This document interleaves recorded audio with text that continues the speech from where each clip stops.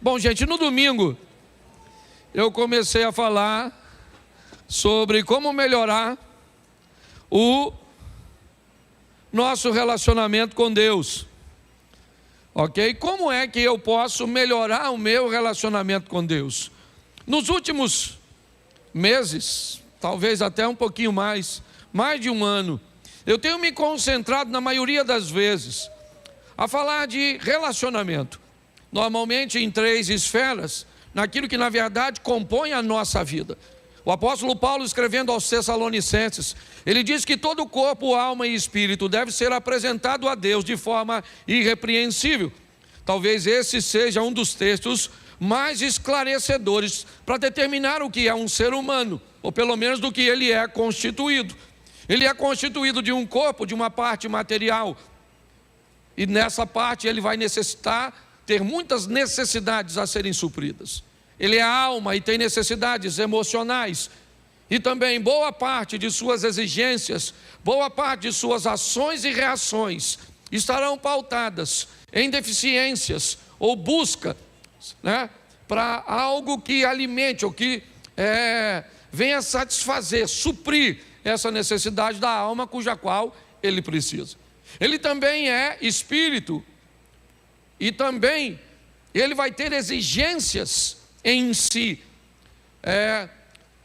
pedindo para ele que ele cuide de sua vida espiritual. A verdade é essa: todas as vezes que alguém manifesta uma ação ou uma reação, provavelmente ela é pautada por uma ou mais dessas áreas.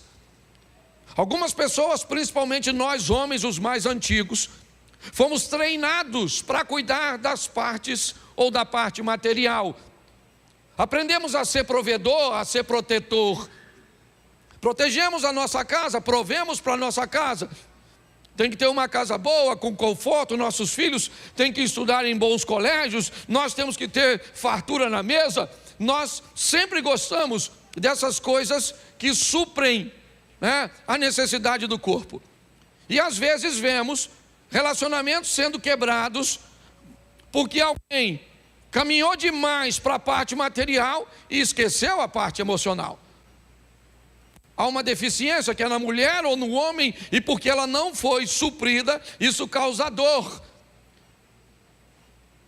Isso causa desconforto e muitas vezes, por causa dessa deficiência, se algum lugar fora do relacionamento oferecer aquilo que o relacionamento deixou faltar, dependendo do ambiente espiritual que essa pessoa esteja, e até mesmo emocional, ela pode cair numa cilada, entrar num ambiente, certo? Que se ela tivesse saudável, ela não entraria. Nós também temos a parte espiritual, que precisa ser suprida, alimentada. Eu já vi gente alimentar demais e suprir demais a parte espiritual de seus filhos e netos, mas esqueceram que ele precisava de um tênis legal, de uma roupinha legal, de alguma coisa que a sociedade tinha e que ele não tinha. Então ele caminhou muitas vezes por uma maneira fácil de conseguir tudo isso. E apesar de ter alguém orando por ele, tá certo? Alguém intercedendo por ele, alguém provavelmente acabou esquecendo que além de espiritual, ele também tinha uma parte material. Então é muito importante que nós venhamos olhar para a nossa vida e entender nossos filhos, quando eles estiverem falando: meu filho tem tudo. O que é tudo? O que é tudo para você? Tudo é um quarto, é uma televisão, é um smartphone, é um colégio, é um tênis, é comida, é isso? Bom, isso basicamente você está me dizendo que você alimentou bem a parte material e física. Mas a minha pergunta é: o que você fez com a parte emocional, com as brincadeiras, com a proximidade, com os limites, com o relacionamento? Não, você não tem tempo para isso. Beleza, tá certo.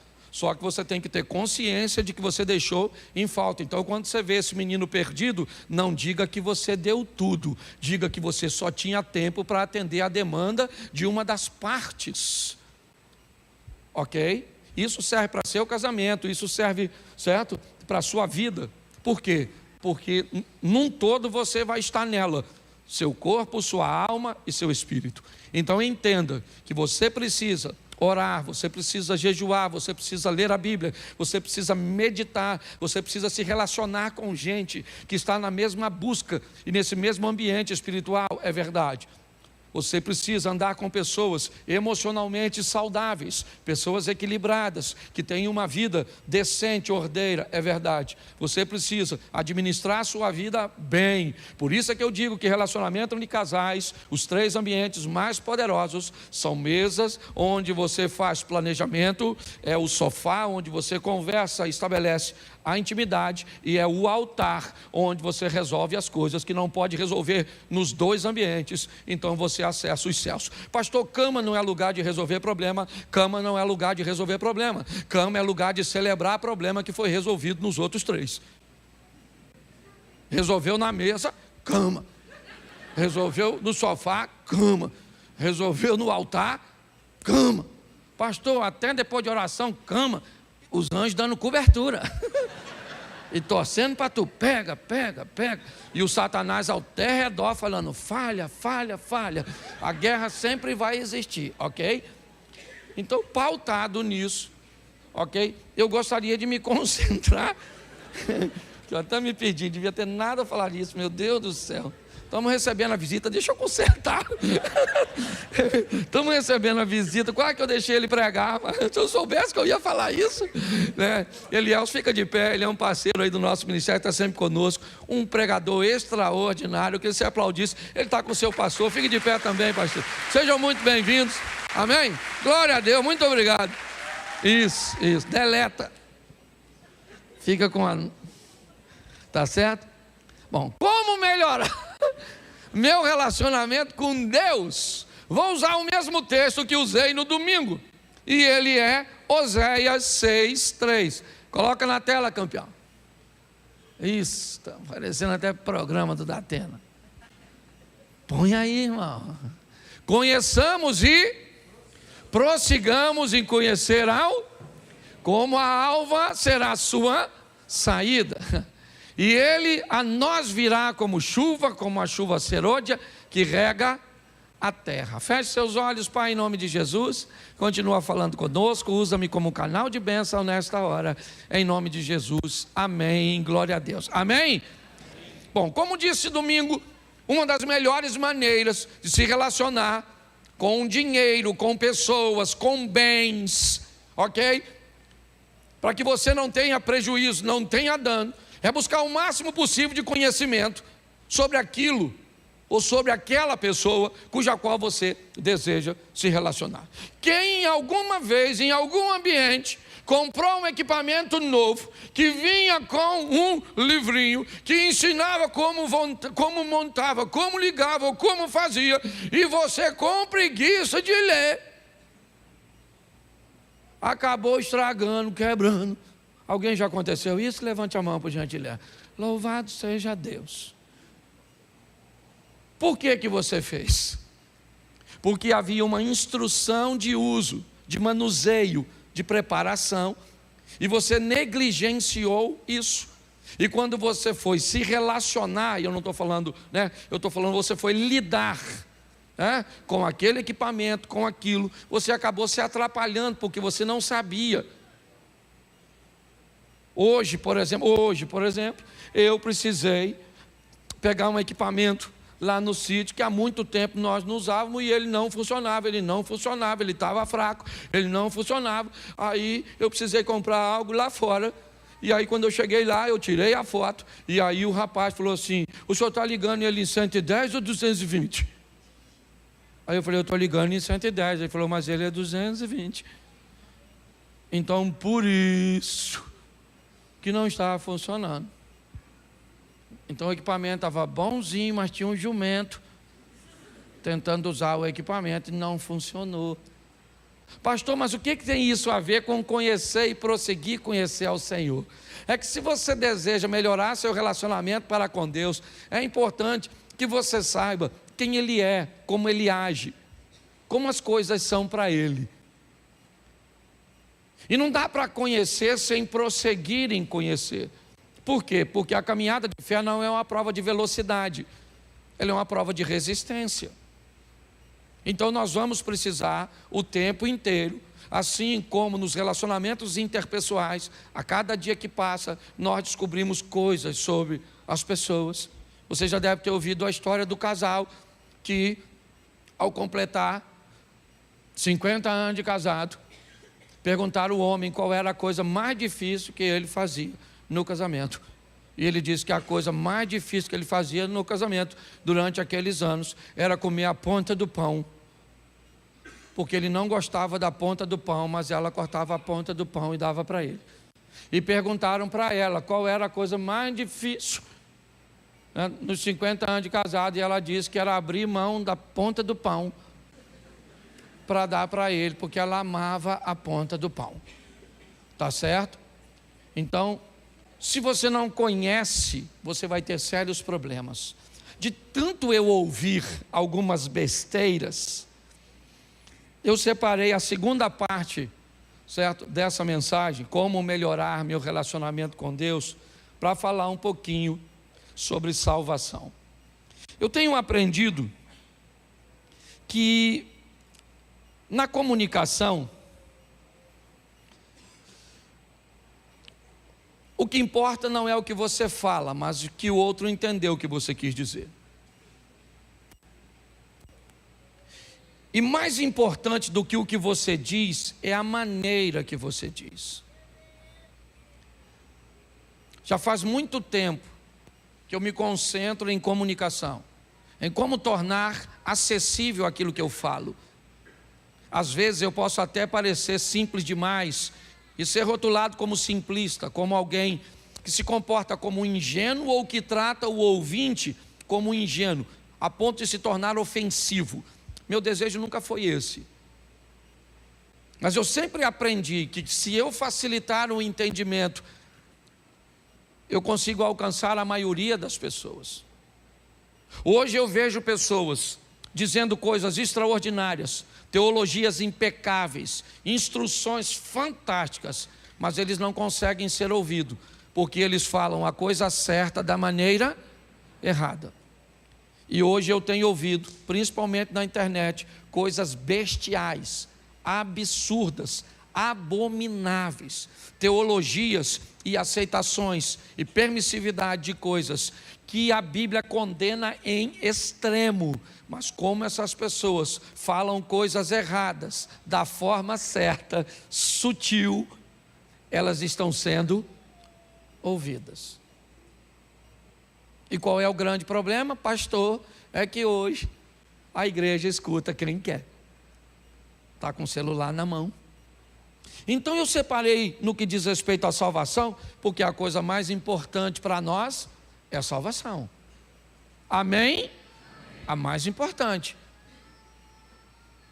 A Bíblia sempre deixou claro isso. A terra é importante, sim, eu vou mostrar isso a você. Mas nós temos que entender o nível de importância que tem. O texto bíblico já começa dizendo: princípio cria Deus, céus e terra. Sempre céu primeiro. Buscai primeiro o reino de Deus, sua justiça. Ajunte tesouro onde? No céu, onde a traça, o ferrugem, o ladrão não pode roubar. Que adianta o homem ganhar o mundo inteiro e perder a sua alma? Então sempre a prioridade é os céus. Isso é uma verdade absoluta, isso é inegociável.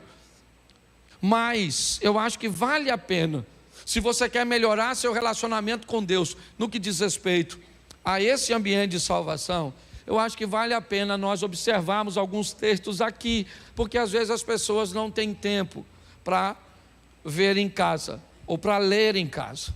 Então eu vou falar um pouquinho, mas eu quero te dar alguns textos, e eu quero começar pelo Salmo 115, verso 15. Se tu gosta de escrever, seria legal, apesar de que vai ficar gravado, aí depois você pode assistir novamente. Salmo 115, verso 15, coloca aí, por favor. Salmo 115, 15. Sede benditos do Senhor, que fez o quê? Os céus e a, verso 16.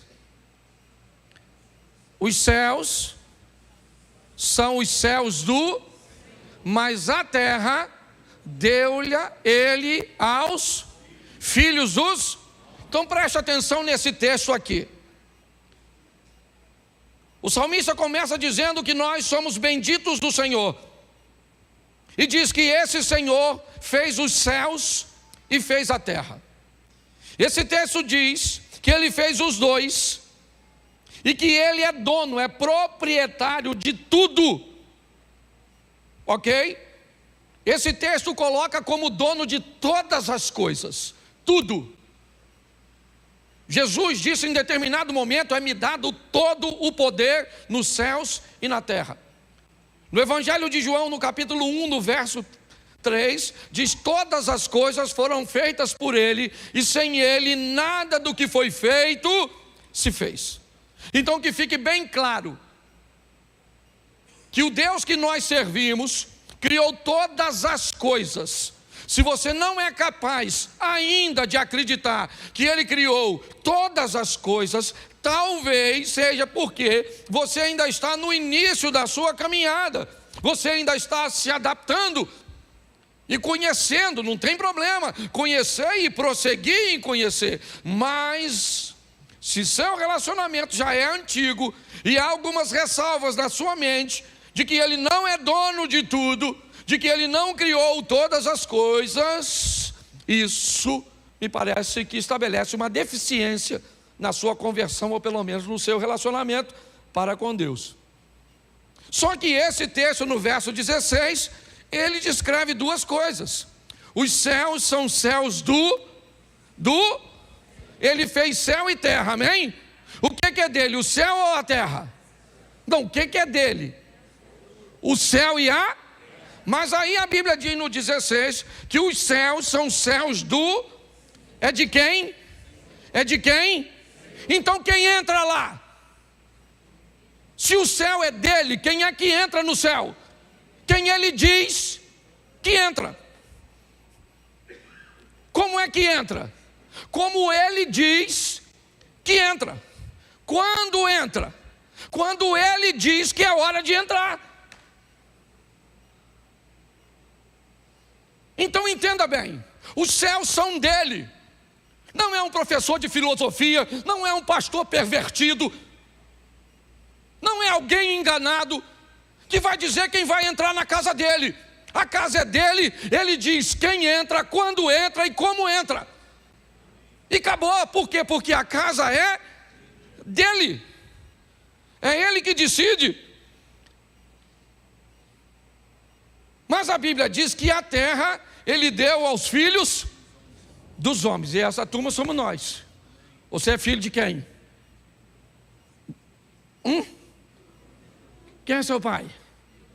Quem é sua mãe? Um bicho? Uma pessoa, né? Acredito eu.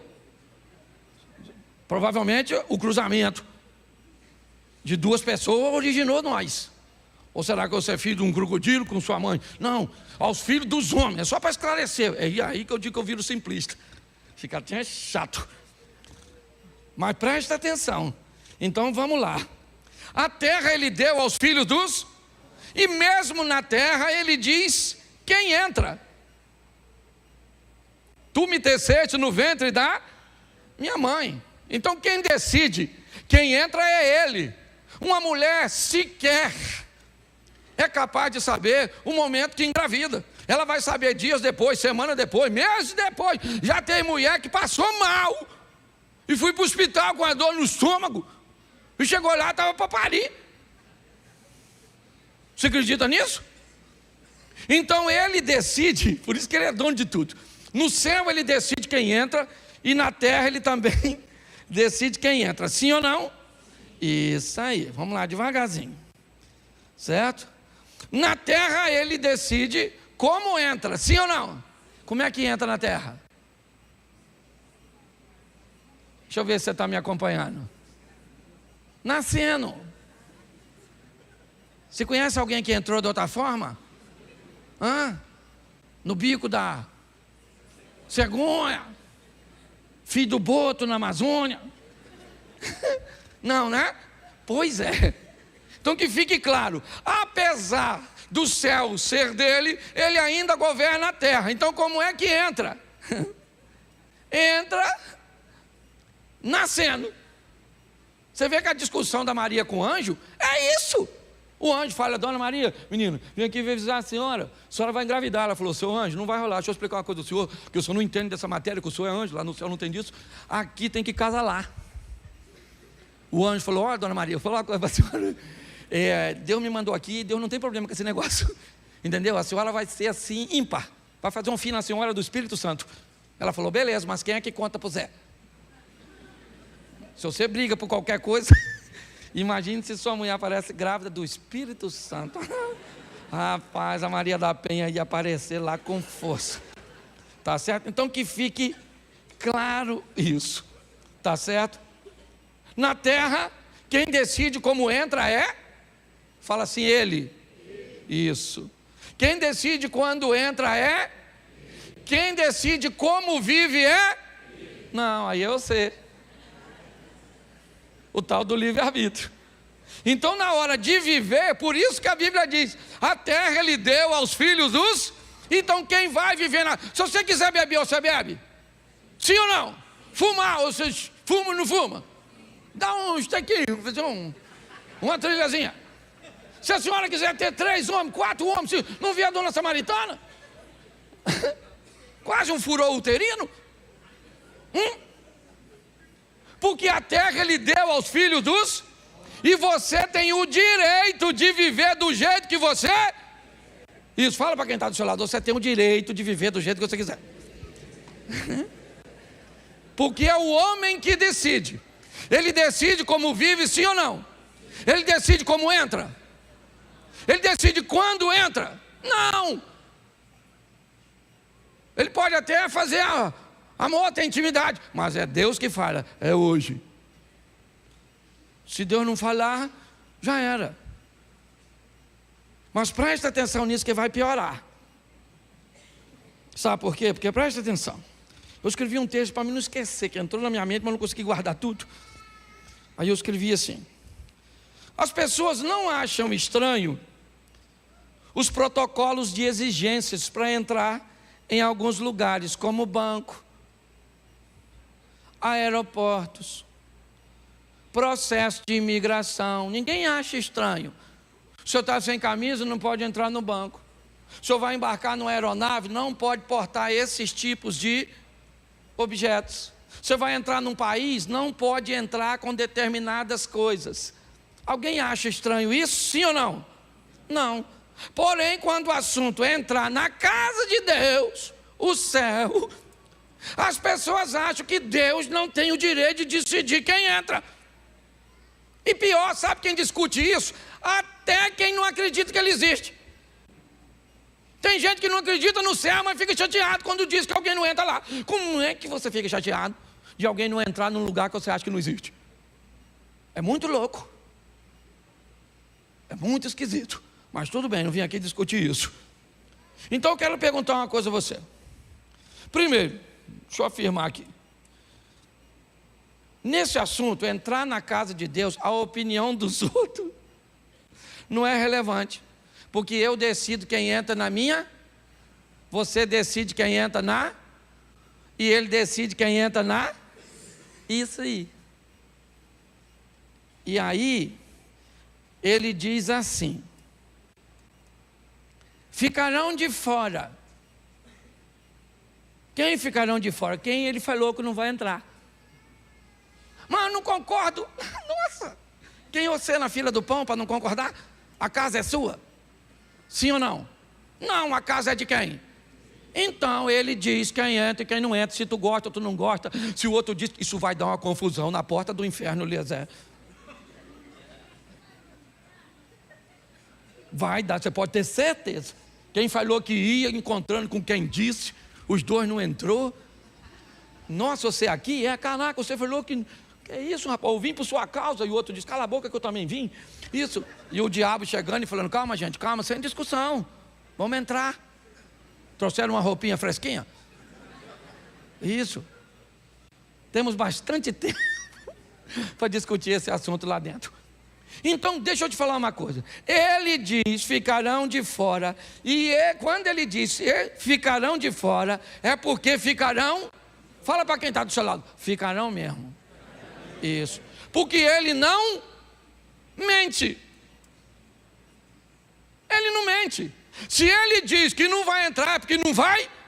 Porque senão ele é mentiroso. Então não tem essa história. E não venha, por favor, não me venha com a desculpa de que ele é amor. Isso até serve para quem não tem conhecimento, mas para tudo não serve.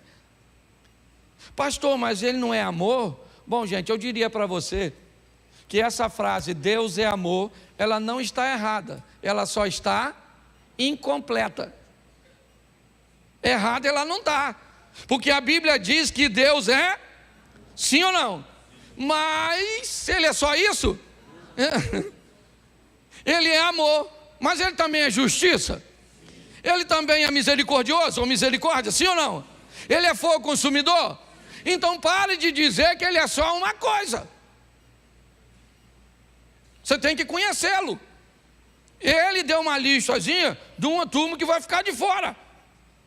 Mas fica tranquilo, porque primeiro, ele não tem um inocente para o culpado, então não adianta ninguém testemunhar contra você. Fique tranquilo, porque ele é onisciente, ele é onipresente, então ele não precisa de testemunha. Esse dia o cara entrou, falou, pastor, larguei minha mulher e tinha que largar, e Deus é minha testemunha, o que o senhor acha? Eu falei, se Deus é sua testemunha, eu vou fazer parte da promotoria? Você é louco, rapaz? Você discute lá no final do tribunal lá, eu vou aqui, Deus é tua testemunha e eu estou lá, conta a Deus. Você é louco. Eu fico quieto. Mas uma coisa eu aprendi. Ele estava bem lá quando você estava brigando com o seu marido. Ele estava bem lá quando você estava fazendo fofoca. Ele estava bem lá quando você não paga os outros. Ele estava lá quando você estava vendo pornografia. Por isso que eu falo, quando você for fazer algo de errado, normalmente como é que a gente faz? Faz assim, ó.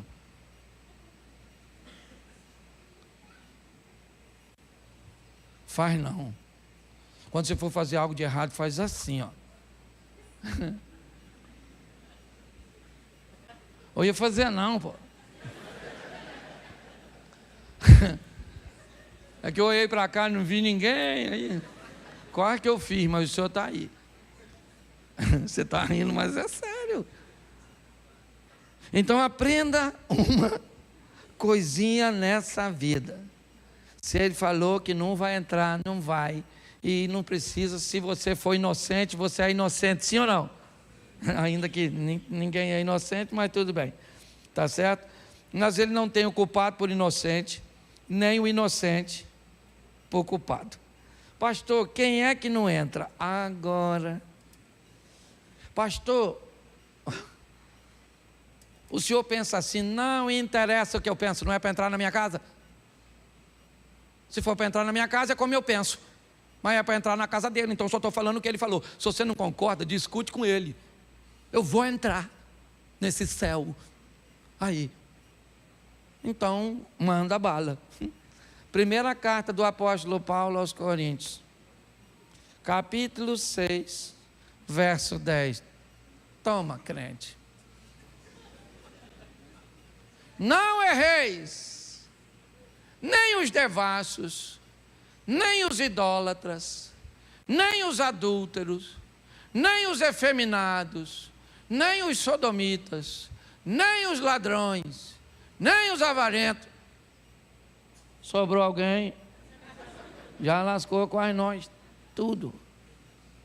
Nem os bêbados, nem os fofoqueiros maldizentes, nem os roubadores herdarão o reino de... Vou ler de novo. Devassos. Vou nem explicar. Tirar a foto e depois ver. Porque a minha maneira de explicar é horrorosa. Tá bom? Devassos. Tem gente que nem sabe o que é isso. Às vezes é e nem sabe. Devasso. Será que devasso é alguém que deve pra caramba? Vai olhar. Nem os idólatras. Tem gente que é tão ignorante que durante as eleições dizia que havia idolatria a favor do Lula e a favor do Bolsonaro. O que indica que a besta que falou isso não sabe nem o que é um idólatra. Mas tudo bem. Chega lá e discute com Satanás. Nem os adúlteros. Isso aqui vale desde o combustível. Lezé, não ri não, Lezé. Hoje eu não tomei remédio, estou bom. Os efeminados ou as masculinizadas serve para os dois, certo? Pastor, não pode falar isso, está gravando. Eu não estou falando nada, só estou lendo Bíblia. Prende a Bíblia, prende Deus. Eu só estou lendo, acabou. Eu não vou negociar, não tem essa história, meu irmão. É a casa dele, é ele que diz, você está entendendo? Eu tenho que ter respeito, sim ou não? Isso eu tenho, nós temos. Você sabe como é que nós tratamos. Agora, eu não vou falar que pode entrar na casa de Deus, porque eu sou pastor, aí os outros vão lá e batem. Vem entrar aí.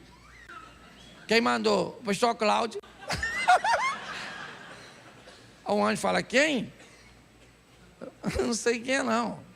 Aquele engraçado, quase que não veio. Está lá na geral. Eu não...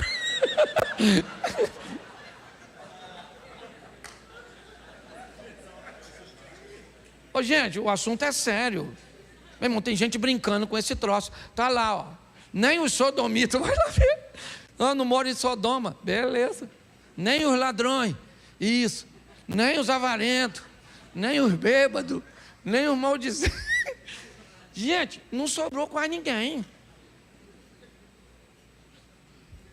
Pastor, tem mais? Tem. Se você não se encaixou em uma dessas, espera aí. Ah, querido. Gálatas 5, não vou nem no Apocalipse para não ficar feio. Eu vou só no Gálatas 5. Meu Jesus, Senhor, tem misericórdia. Até pulou aqui, ó. Deixa eu voltar aqui, que até o inimigo trabalhou aqui no meu texto. É Gálatas o quê? 5,19. Põe aí, santo varão. Porque as obras da carne são manifestas, as quais são prostituição, impureza, lascívia. Põe aí, irmão, que tem mais.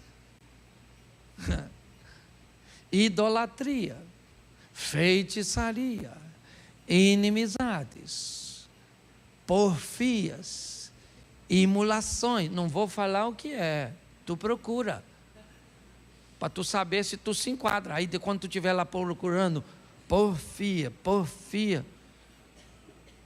o que é isso? Será que eu sou?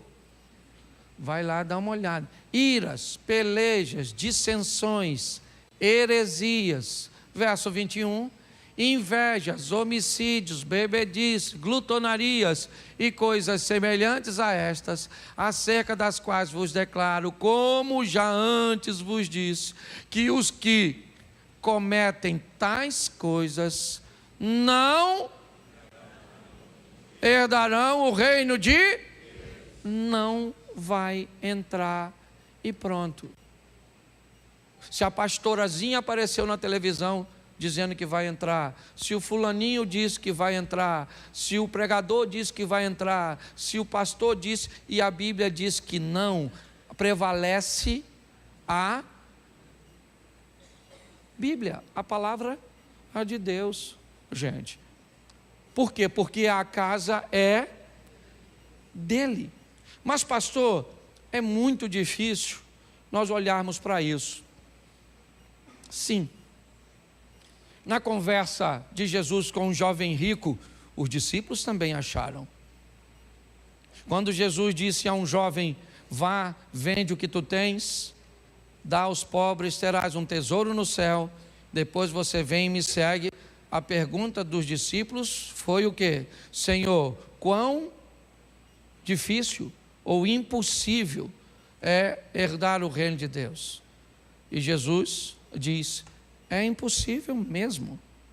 É impossível ao homem, mas o que é impossível ao homem é possível porque a casa é dele. É importante. Pastor, então eu preciso merecer para entrar lá? Não. Não é por meritocracia. É importante nós entendermos que o que Deus pede de nós é uma mudança de vida, é estabelecer ou entrar num processo que Ele estabeleceu. E daí eu ia usar 2 textos, mas já falaram 2 vezes sobre a minha mensagem aqui, que foi o gadareno. Tem algum gadareno aqui hoje? Porque foi... Mas olha que 2 pessoas improváveis Jesus escolheu para ser missionário. Olha só que coisa estranha. Só para você refletir. João 4,18. Coloca na tela. Preste atenção. João 4,18. Porque tiveste o quê? O quê? Isso. E o que agora não é isso. Preste atenção que Jesus mexe em 2 áreas desta mulher. Tiveste 5 maridos. Essa frase está no passado, presente e o futuro. Ela está no... E o que tens agora não é? Essa frase está no... Isso. Passado e presente desta mulher não é nada agradável, é vergonhoso. Fez com que ela caminhasse sozinha, fez que sua reputação não fosse das melhores. Dificilmente um de nós gostaríamos de ser visto ao lado dessa mulher. Ela queimaria o nosso filme. Qualquer pessoa poderia dizer que nós nem somos crentes, porque estamos andando com esse tipo de companhia. Pois é. Mas Jesus marca um encontro com ela sem saber, ou sem que ela soubesse. Manda seus 12 discípulos ir a Samaria para buscar comida, e provavelmente com a intenção de que eles fossem evangelizar alguém. Jesus encontra com esta mulher com uma vida que, segundo os parâmetros dele, ela não entra no reino dos céus, porque ela tem uma série de coisas, cujas quais nós já lemos. E Jesus diz: você já teve e você tem. Sua vida passada é ruim e sua vida presente não é boa, mas eu entrei aqui porque eu quero levar você para um futuro que é oposto ao seu passado e o seu presente. Você tem vergonha do seu passado? Legal, mas ele é passado, ele não matou você. Você tem vergonha do seu presente? Pode ter, porque talvez hoje você esteja fazendo uma série de coisas. Mas a minha pergunta é: o que você deseja ter sobre o seu futuro? Preste atenção. Essa mulher vai embora, deixando o cântaro para trás, o que sinaliza que ela volta. Ela foi o quê? Buscar uma água, mas ganhou outra. E pasme você, os discípulos chegam trazendo a comida. E quantas pessoas para ouvir Jesus? Nenhuma. Essa mulher vai à cidade, encontra homens e diz: eu encontrei o Messias. Ô minha senhora, fala sério. Pô, mais um homem? E provavelmente a vida está dizendo para ela: ele não é mais um homem, ele é o homem. Aliás, ele é o 7º homem. Ele é o homem perfeito. Ele não quer seu corpo, ele quer sua alma. Você consegue entender? E ela agora volta para a cidade. Eu imagino Jesus olhando para os discípulos, comendo, porque é crente. E ele tinha dito que o momento estava propício para a colheita. Quem é que vem? A evangelista, aquela que estava na pista, a dona dos 5 que pegou 6, vem ela agora. assim de homem atrás dela. E ela chega e diz: olha, aquele lá, o chefe dos crentes, ó, o Messias. Preste atenção. Quando a Bíblia diz que não entra, não entra. Mas você pode ter um passado ruim, ter um presente duvidoso, mas você pode ter um futuro extraordinário. Porque há duas vidas, uma quando ele, antes dele. O mundo é contado assim, a história é contada assim, antes dele nascer e depois que ele nasceu. Por isso que a entrada neste mundo é a mesma que estabelece a entrada do outro mundo. Neste mundo se entra nascendo da carne, no outro mundo se entra nascendo do... É isso aí, o padrão é o mesmo, ele é o mesmo que administra. É assim que funciona. Mas eu não vou deixar de falar do gadareno, porque eu gosto demais dele. Marcos, capítulo 5. Jesus atravessa o mar a partir do verso 35 do capítulo 4. Uma confusão provavelmente toma a mente de seus discípulos. Jesus quer ir a Decápolis, ao lado leste do mar da Galileia, a terra dos gentios. Lá não tem comida para judeus, lá o porco é elemento de sacrifício a deuses pagãos. Mas Jesus não tem nenhum de seus homens preparados para enviar para lá. Paulo ainda não se converteu, é aquele que vai romper com esses paradigmas. Pedro tem dificuldade de conversar com Cornélio. Imagine para ir do outro lado, onde não tinha comida para ele, onde o padrão estava todo quebrado. Jesus atravessa, encontra com o endemoniado, liberta o camarada e diz para ele: vai ser missionário onde? Na sua casa. Vai para casa agora. Vai para casa vestido, porque você saiu de lá pelado. Vai para casa liberto, porque você saiu de lá oprimido. Vai para casa viver com os vivos, porque até o presente momento você estava vivendo como morto. Ninguém te matou até hoje, porque era para ter te matado, se atacando os outros, a família dos outros, no ambiente que você vive. Ninguém te matou porque eu tinha um projeto na sua vida. Seu passado é bem ruim, seu presente também não é muito animador, tem demônio de sobra, mas seu futuro é extraordinário. 2 anos e meio aproximadamente depois, Jesus volta a Decápolis, por termos de Tiro e de Sidom. Marcos 7, a partir do verso, finalzinho do verso, dos versículos. Ele entra em Decápolis, a terra dos gentios, por Tiro e Sidom. Lá vai acontecer a segunda multiplicação dos pães. Preste atenção nisso. Quando Jesus aparece para fazer a segunda multiplicação dos pães, tem mais de 4.000 homens, sem falar mulheres e crianças, para ouvir Jesus.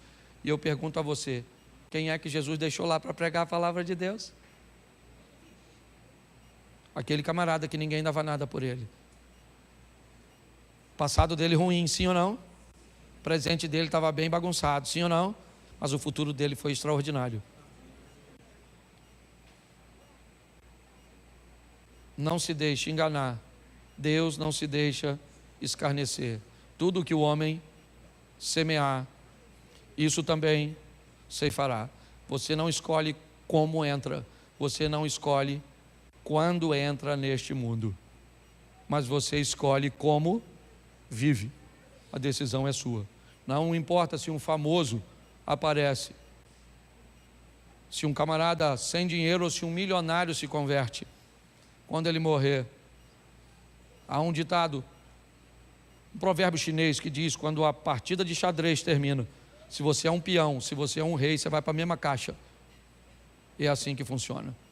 Não brinque com Deus. Vamos viver uma vida íntegra, olhando lá quem não entra e fazendo o oposto, para que nós possamos entrar.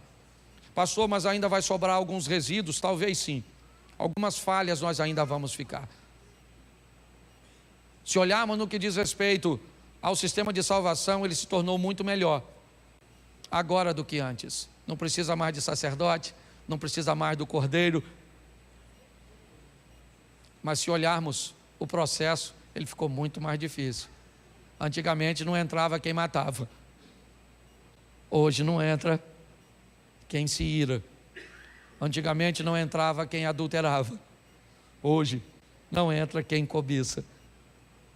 O que indica que o processo ficou bem mais difícil. Mas no que diz respeito ao pagamento dessa dívida, ficou muito mais fácil. Porque você só precisa reconhecer que ela já foi paga. Ele não vai pagar, ele já pagou. Agora o que você precisa fazer é colocar a sua vida o mais próximo possível. Por isso que o processo é santificação. Ok? Sem santificação, ninguém verá a Deus. Esteja no processo de santificação. Você ainda pode pensar algumas coisas. Eu digo sempre o seguinte: o nível máximo de alguém viver em santidade, para mim, é quando ele tira o pecado de fora e coloca o pecado para dentro. Se você olhar para a vida da pessoa, você não consegue enxergar pecado, porque ele não exterioriza mais. Ele cresceu tanto no relacionamento para com Deus, certo? Que ficou tudo dentro. Ele continua pecando, sim ou não? Sim, porque todos pecaram e destituídos estão da glória de Deus. Se Deus diz que todos pecaram, Ele não mente, então todos pecaram. Mas o pecado está lá dentro, ok? Você tem vontade de fazer, mas não faz, mas você tem vontade. E isso por si só, em algumas áreas, é pecado e te afastaria. Se você olhar algumas coisas depois aí, naquela lista que eu te mostrei, você vai encontrar algumas que não são ações diretas, são desejos. Essa é a grande verdade. Então eu não podia deixar, tá? Porque eu estou cansado de ver na internet a pessoa bem arrumadinha, com um cenáriozinho atrás, dizendo que na casa de Deus vai entrar todo mundo porque Ele é amor. Não vai entrar. Vai entrar quem Ele disse que entra, e Ele deixou bem claro isso. Eu sei de uma coisa: eu vou entrar, tu vai? Ah, pastor, o senhor merece? Eu não mereço, mas eu estou agarrado lá. Senhor, me ajuda, me ajuda, me ajuda, me ajuda. Tem misericórdia da minha vida. Tem misericórdia. Não sou melhor que ninguém, mas também sou pior que ninguém, não. Então eu queria que você ficasse de pé e falasse para quem está assim: nós vamos nos encontrar lá? Fala assim: não sei, você vai?